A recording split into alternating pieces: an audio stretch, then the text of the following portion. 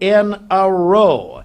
And so there you go. Well, right now we are joined by officially State Representative Dan Howell. That was interesting. Well, look, you never know. Anything can happen on the morning show with Stephen Bridges. You just never know. Well, listen, I do want to, first of all, welcome you. And then, a question I'm sure that you get sometimes is, hey, what does a state representative do? And I'll ask you that here this morning. Okay. Well, thank you, Steve. Thanks for inviting me, by the way. Absolutely. It's always fun to come in, and I enjoy talking to my constituents because a lot of them listen to you. I'm sorry. And I think that's a good thing. I'm sorry. Yeah, that's all I say. I'm sorry. I get that question a lot, Steve. What does a representative do? Of course, you know that we are elected, and the name describes itself. We are representative. And what does that involve? Some people think it's just going to Nashville and pushing the red or green button to vote yes or no on certain legislation that we might bring to the House and Senate. And we only meet, we're a citizen legislature, of course, is the way the founding fathers founded it. And so we meet usually first Tuesday in January through the end of April, and we pass legislation. The most important thing we do by Constitution is we have to pass a balanced budget. So in that sense, that's what we do. But the job encompasses much more than that. And I was rehearsing some things that had happened to me over my tenure as a representative the other day with my wife, and she said, you need to talk about that. Mm-hmm. And I've got enough stories I could probably write a book, but I won't do that, not today. But I'll give you a couple of examples if we have time. Oh, absolutely, please. Our friend Ruthie Forgey. Oh, yes. Isn't she a great Ruthie lady? Forgey. She's a great lady. One of our favorite people. If you don't know Ruthie, she is the director of the Cleveland Salvation Army. Does a fantastic job, not only in Cleveland, Bradley County, but she expands out into Polk County and some of the surrounding counties. About 6 years ago, I wasn't a freshman anymore. I've been there. I'm going into my sixth term, by the way. I was going to ask you, yeah. Wow.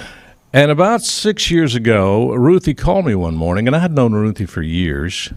And she said, Dan, there's a young man I'd like for you to meet, and which is not unusual. I get calls. People say, I want you to meet this guy and hear his story. So I said, sure.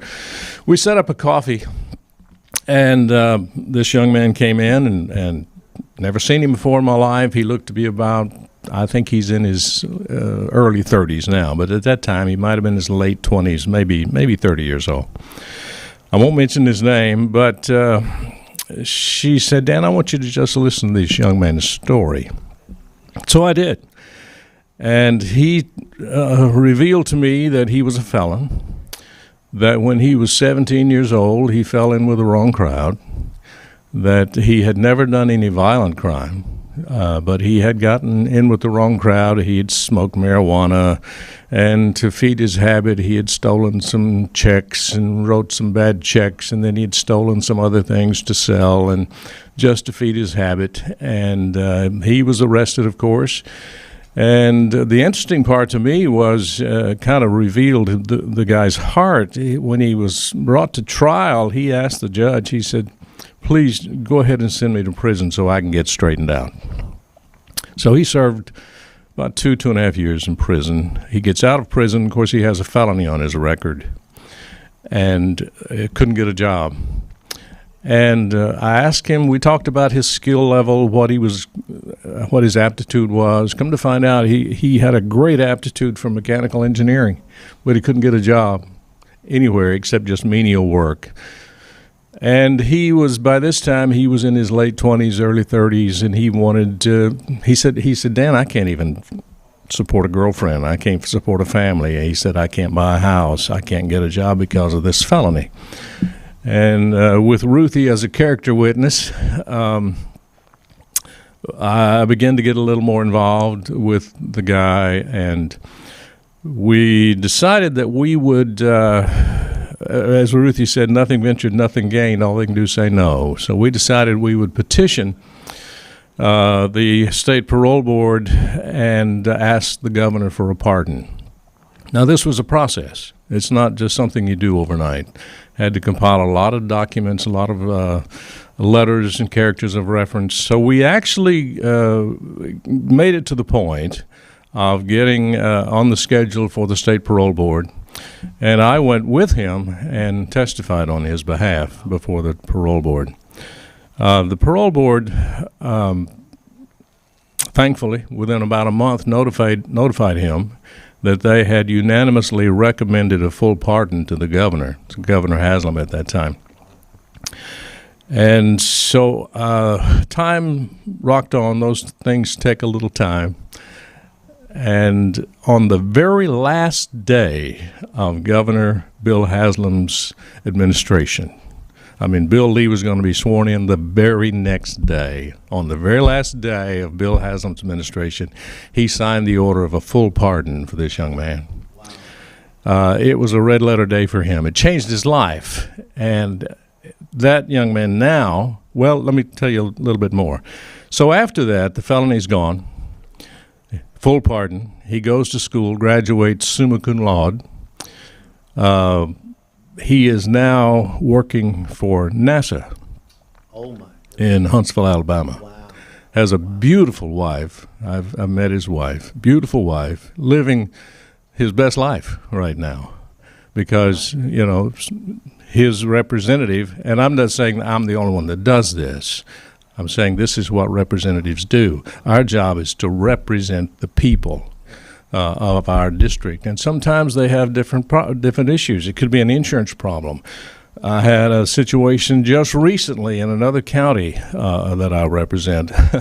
A constituent was told that he had to show proof of insurance on his RV. He wasn't driving the RV, but he did tag it, and he had insurance, and he was using it in his mountain property for camping. So he gets this letter, and they said, you got to show proof of insurance. So he did. He sent him his insurance. That wasn't good enough for them for some reason. Somebody in Nashville decided they wanted something more, so they send out a deputy sheriff to double-check his paperwork. The deputy sheriff looks at it. He said, well, I've got an RV. You've got exactly what I have, so you're fine. That wasn't enough. Revenue sends out one of their agents to look at his RV. They crawl under the RV, write all the numbers down on the frame. He crawls back out and says, sir, I'm sorry to tell you this, but your RV has been stolen. Not once, but twice. And the guy's like, what? I just bought this thing. I've got my bill of sale. I bought it 3 years ago. It's an old RV. And they said, well, the only way you can get this thing legally licensed and tagged is if you go back to the original manufacturer and get a letter of consent from them that you're okay. And so he tries that. We'll come to find out the manufacturer got out of business 24 years ago. Whoa. So what does he do? He's caught in that, I call it the black hole vortex of bureaucracy. So that's what a representative does. We try to get people out of that. So I contact the Department of Revenue, talked to the government liaison, and sent them all the information. And I said, I don't know what you need to do or what you can do, but this gentleman needs help. He's an honest, upstanding citizen. He comes with really good references, and he did not steal this RV.